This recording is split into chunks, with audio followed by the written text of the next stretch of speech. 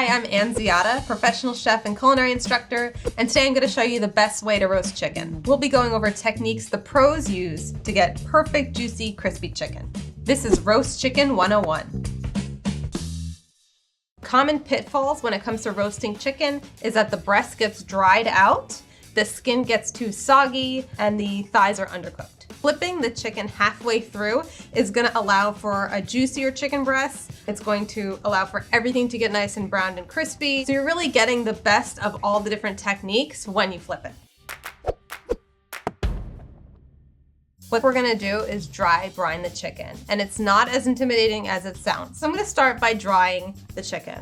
I wanna pat it very well dry, get all this moisture off the skin so that the skin can get really nice and crispy. And you can see it looks less glossy too. I'm just checking inside the cavity. Sometimes there's little giblets or something to take out, a little piece of fat. Also gonna dry inside the cavity to get rid of any excess water that will also make it steam. So the night before you plan on cooking it, take it out, dry it off, season it, and then put it back in the fridge overnight. This will give it enough time for the salt to permeate through the chicken while drying out the skin and retaining the moisture inside the bird. Salting the chicken. I'm gonna be pretty generous with it. As much as you can remember or plan ahead to do it the night before, it's gonna make the world of a difference.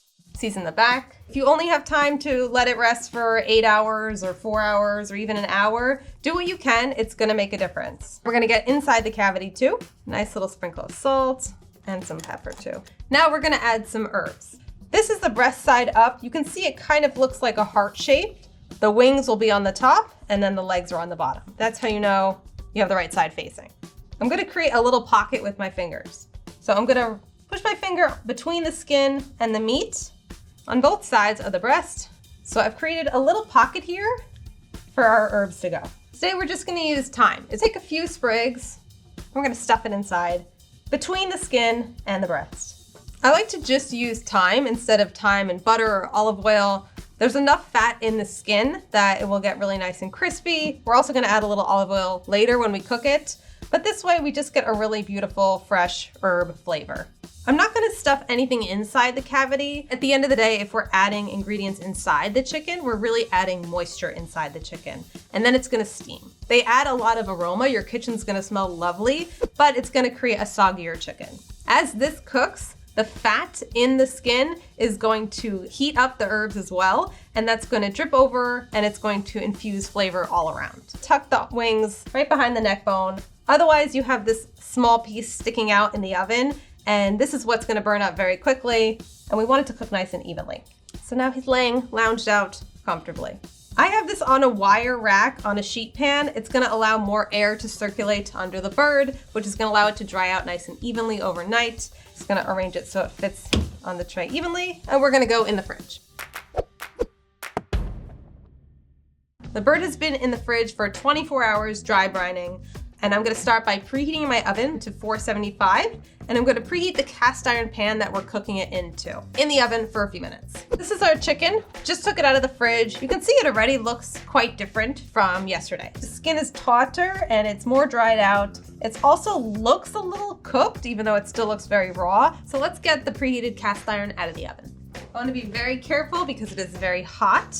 So I'm keeping that on the handle for now. We're preheating it, so the moment that the bird hits the pan, it's gonna start to sear, it's gonna start cooking. If the pan is not hot and you put the chicken in directly, it's gonna start to get wet and steam rather than have a nice sear to it. So it's gonna get a little softer, it's not gonna cook as evenly. Do a little bit of oil on the bottom of the pan. Let's get the bird in.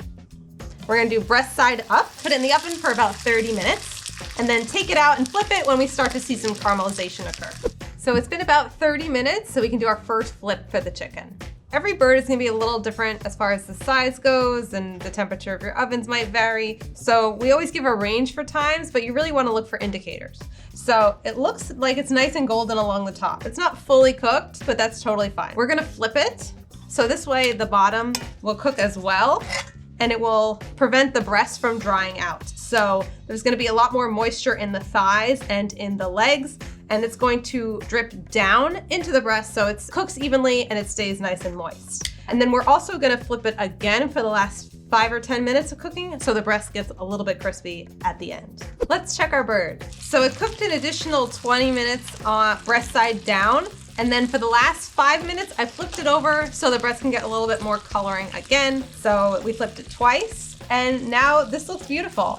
It should look nice and golden brown, and the internal temperature checked around the fattest part of the breast should be around 155 degrees. We're gonna let it rest about 10 minutes. What this is gonna do is any residual heat is gonna carry over cooking, so it's gonna reach the temperature we want. Also, it's going to allow the time for the mussels to absorb more moisture. If we try to cut through it right now, it's hot and all the juices are going to flow out.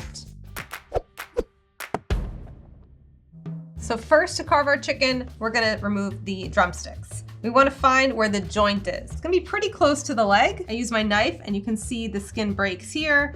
The leg is right here, the breast is over here. And right before it starts to turn into the thigh is where we're gonna cut. And that's our first drumstick, and we'll do the same thing on the other side. Now we wanna cut the thigh. So the thigh is right underneath the breast on the bottom and connects to the spine. So I'm gonna cut down right where this meat hits the spine right here. It looks so good, it looks so caramelized. And now the same thing on the other side. Right where the wing meets the neck and the shoulder, we're gonna cut. And then the other side slides right off. So I'm using a nice 8-inch chef's knife here. It's nice because it's big and it's gonna fit the size of the chicken, but also I wanna make sure I'm using a sharp knife. It might feel scarier to use a sharp knife, but it's much more safe than a dull knife because a dull knife is more likely to miss cutting through the food and slide around and create some danger, whereas a sharp knife is going to glide right through. So there's 2 breasts along here. I'm just gonna cut right through them, down the center to separate them. I'm gonna saw my way through, and then we're gonna find eventually the breastbone, which is right behind them. So I'm sawing and I can cut pretty much through the bone. This breast here is attached to the backbone. I'm gonna cut the backbone off. This part, there's not much delicious meat on it, but it still has a lot of flavor, so we're gonna save it for stock. Now let's slice the breast into smaller pieces.